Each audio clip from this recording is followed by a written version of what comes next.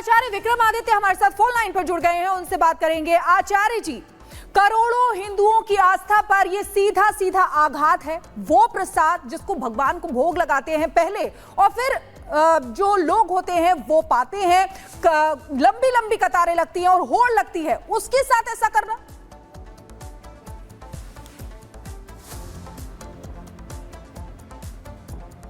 आचार्य जी, के ऊपर तथ्य उपस्थित किए हैं, उसके ऊपर कठोर से कठोर कार्रवाई होनी चाहिए। जो इंटरनल जहाज, बाहर का जहाज जिस प्रकार से चल रहा है, इसके ऊपर बहुत जबरदस्त कार्रवाई की जरूरत है।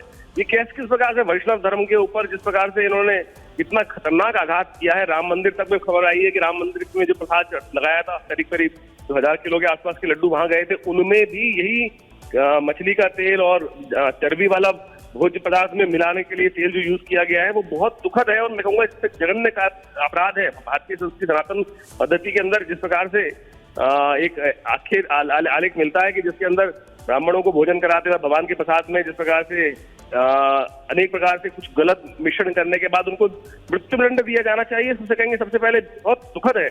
और इसके ऊपर तो मैं कहूंगा कि एक इंटरनल जहाज चल ही रहा है, बाहर से जहाज चल रहा था। ये 1951 में जिस प्रकार से नेहरू हिंदू मंदिरों के ऊपर एक कमेटी बनाकर उसके अंदर अब जो विभिन्न सरकारें हैं वहां पर ईसाइयों को घुसा रहे हैं, मुसलमानों को घुसा रहे हैं मंदिर बोर्ड के अंदर। और जो जगनमोहन रेड्डी रहे हैं वो तो खुद ही ईसाई हैं और वाईएसआर रेड्डी भी ईसाई रहे थे। उन्होंने जिस प्रकार से ये लगातार 10 साल से ये चीज चल रही थी, ये तो अच्छा है कि सामने आई वो बात। मैं कहूंगा इसके ऊपर पूरी इंक्वायरी होनी चाहिए। मैं कहूंगा सीबीआई इंक्वायरी पहले हो प्रॉपर्ली और उसकी जिससे ये ना कहे कि बाद में कुछ और घपला हो गया। पूरी सरकार को पूरे तथ्यात्मक दृष्टिकोण से इनके ऊपर लाकर इनका पॉलिटिकल कैरियर खत्म करना चाहिए। जब तक इनका पॉलिटिकल कैरियर खत्म नहीं करेंगे इस अपराध के कारण से, इनको बिल्कुल आगे राजनीतिक व्यक्ति मानते हैं, सामाजिक व्यक्ति अपने आप को उपस्थित करने की बात करते हैं और समाज के अंदर जिस प्रकार से सनातन पर आघात कर रहे हैं और ऐसे तथाकथित लोग जितने भी लोग हैं उन सबका राजनीतिक कैरियर खत्म होना चाहिए। सरकार को इसके ऊपर कार्य करना चाहिए। हम तो कहेंगे इसके ऊपर सुप्रीम कोर्ट के अंदर हम एक बहुत जल्दी प्रयास कर रहे हैं कि इसके ऊपर एक लिटिगेशन फाइल करें सुप्रीम कोर्ट के अंदर जाकर, और सुप्रीम कोर्ट को इस मैटर को जरूर सुनना चाहिए। सुप्रीम कोर्ट और उस कोर्ट के अंदर जाके इस पर कार्रवाई करने की कार्रवाई होनी चाहिए, क्योंकि नहीं तो ये लिपापोती जिस प्रकार से राजनीतिक दल है हो जाती है वो ना हो और इसके ऊपर पूरी तरह से कार्रवाई हो। माननीय सर्वोच्च न्यायालय के सामने आग्रह हम भी प्रयास कर रहे हैं, बहुत जल्दी इसके ऊपर एक वहां पर एक एप्लीकेशन लगाई जाए और उनको सुनने को इसको देखा जाए, इसके ऊपर पूरी जुडिशरी इंक्वायरी हो पूरी तरह से, क्योंकि ये ना हो कि ये ऐसे ही जिस प्रकार से केवल घुमा दिया जाए इस पूरे कृत्य को। ठीक है, वापस लौट रहे हैं आपके पास कल्की धाम के पीठाधीश्वर आचार्य प्रमोद कृष्णम इस वक्त हमारे साथ जुड़े हैं। आचार्य, स्वागत है आपका। वो प्रसाद जिसमें हम प्याज लहसुन तक नहीं छूने देते हैं, उस प्रसाद में जानवर की चर्बी और मछली के तेल का इस्तेमाल। देखिए, ये धार्मिक आस्था का विषय है और ये धार्मिक आस्था के साथ खिलवाड़ हुआ है। भारत का संविधान, भारत की संस्कृति, भारत की सभ्यता सभी धर्मों को मानने वाले लोगों की आस्था का सम्मान करने का संदेश देती है। लेकिन most unfortunate for this country, most unfortunate for Sanatan Dharma, most unfortunate for democracy, जो तिरुपति बालाजी का ये जो पूरा प्रकरण है ये तो घोर पाप है। और मुझे बड़ा अफसोस के साथ कहना पड़ रहा है कि ये कोई हिंदू नहीं कर सकता।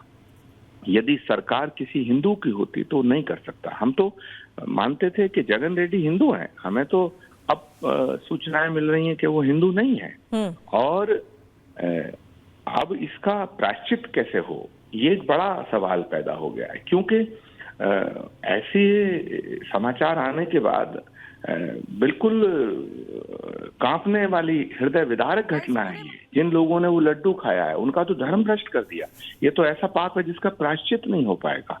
लाखों लड्डू राम मंदिर के प्राण प्रतिष्ठा में भी गए, ऐसा मुझे बताया गया है। तो ये तो घोर अपराध किया है उस आंध्र प्रदेश की सरकार ने, उस सरकार ने। और मैं चंद्रबाबू नायडू जी का आभार व्यक्त करना चाहता हूँ।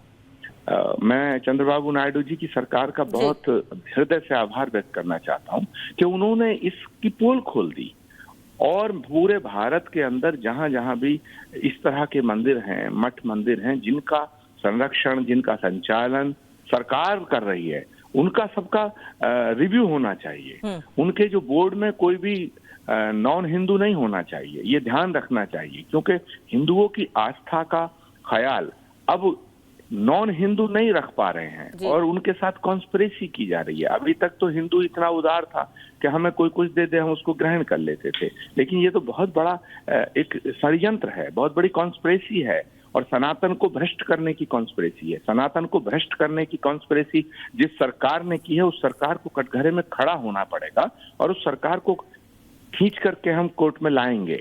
ठीक है आचार्य, आप सरकार जो पूर्व सरकार है उससे सवाल भी पूछ रहे हैं, उनको जवाब देना भी होगा। माफी के साथ रोक रही आपको, बहुत बहुत धन्यवाद आपका भी। आचार्य विक्रमादित्य आपका भी समय देने के लिए धन्यवाद।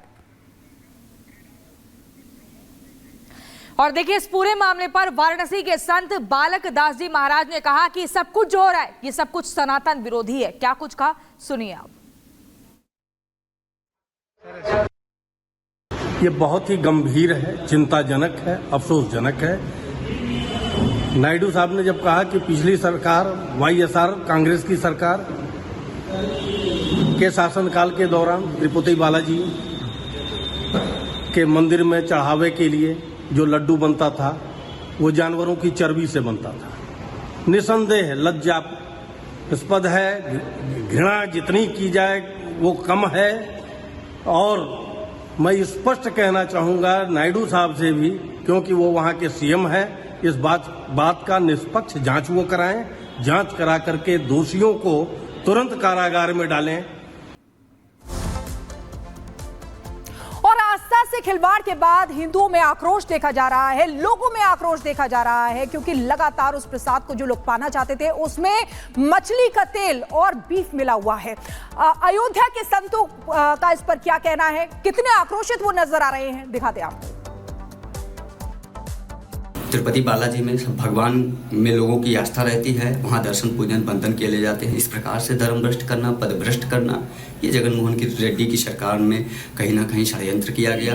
और उसके बाद 1 लाख से ज़्यादा लड्डू अयोध्या राम मंदिर प्राण प्रतिष्ठा में भिजवाना, यह भी एक बहुत बड़ा अपराध जो मैं मानता हूँ कि जिसकी कोई क्षमा और कोई विधा नहीं है। ऐसे लोगों के ऊपर त्वरित और निष्पक्ष कार्यवाही की जानी चाहिए और इन्हें सूली पर लटका दिया जाना चाहिए। जो भी आरोपी पाए जाएं, जो भी दोषी पाए जाएं, इसमें कहीं कोई क्षमा की विधा है ही नहीं, शब्द ही नहीं है। इतने बड़े अपराध हैं ये बहुत बड़ा अपराध है, महापाप है।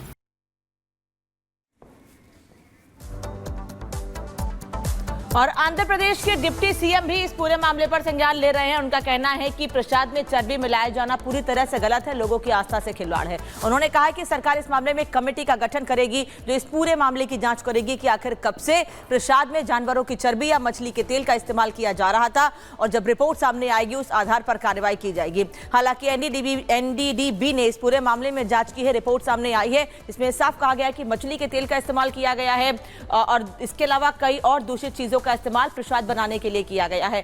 और ये प्रसादम जिसको लेने के लिए बड़ी संख्या में लोग भगवान के दर्शन के लिए, तिरुपति बालाजी के दर्शन के लिए वहां पहुंचते हैं और एक दर्शन मात्र से लोग खुद को सौभाग्यशाली समझते हैं। और जिन्हें प्रसाद मिलता है वो समझिए वो किस तरह से अपने आप को भाग्यशाली समझते होंगे, लेकिन इसमें इस तरह से चर्बी का इस्तेमाल कई सवाल खड़े करता है।